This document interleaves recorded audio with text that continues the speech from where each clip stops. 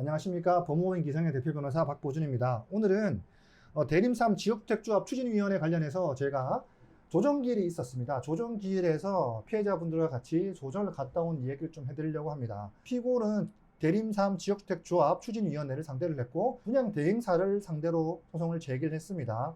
두 사람이 공동하여 나의 피해를 전부 다 회복해 주시기라고 소송을 제기를 했는데 상대방 변호사님께서 오셔가지고 하시는 말씀이 원금에서 일부 감액해 준다면 본인들도 조정에 응할 용의가 있다고 말씀하셔서 저는 이 사건 현장은 명백하게 안심보장증서를 작성한 현장이기 때문에 안심보장증서에 근거해서 분명히 불법행위를 하였고 불법행위에 근거해서 고소도 하였기 때문에 저는 형사고소가 진행되는 과정에서 분명히 기망행위는 존재하였습니다. 그런데 피고의 대리인이 하는 이야기에 의하면 안심보장증서를 가입한 내용에 보면 안심보장증서는 다른 현장에서 여러 명 쓰고 있기 때문에 위법이 아니라고 얘기를 하고 더하여 안심보장증서를 추임받은 현장도 있으니 이는 별 문제가 없다고 주장을 하고 있습니다.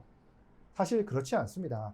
100군데가 안심보장증서를 사용한다고 하면 사기한 현장이 100군데가 된다는 거지 100명이 사기가 아니라는 얘기도 아닙니다. 첫 번째. 그리고 두 번째 제일 중요한 것은 결국 안심보장증서의 내용의 핵심적인 내용이 무엇이냐면 이겁니다. 안심보장증서 효력이 있다고 치더라도 원래 지역주택조합이라는 것의 핵심적인 내용은 돈을 벌 수가 없는 구조입니다.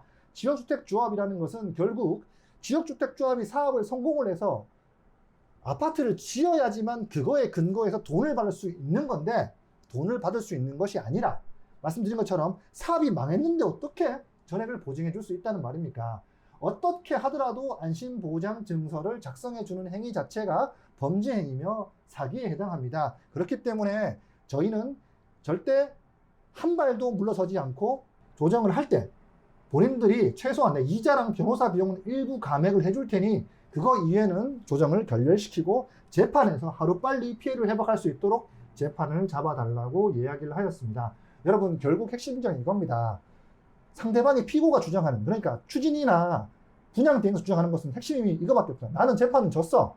나는 처벌을 받거나 아니면 몸으로 때울 거야. 그러니까 일부라도 감액할래라고 해서 결국 채무자가 갑인 것처럼 행동하는 경우가 있습니다. 여러분 반드시 명심하셔야 될 것이 있습니다. 무엇이냐면 채무자가 이렇게 나올 경우에는 반드시 절대 굽히시면 안 됩니다. 왜냐? 어차피 채무자가 지금 저희 감액해서 합의를 해준다고 하더라도 당장 변제해줄 능력이 되는 사람도 없습니다. 결국 감액해가지고 합의를 하게 되면 우리가 강요를 받은 금액에서 받을 금액만 줄어드는 것 뿐이에요.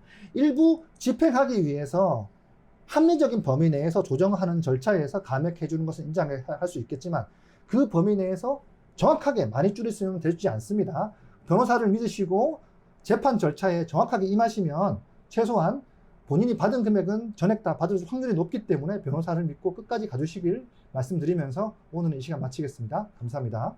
다음에는 이 내용이 어떻게 진행되고 있는지 팔로우한 내용도 설명해 드리겠습니다. 오늘은 이상입니다.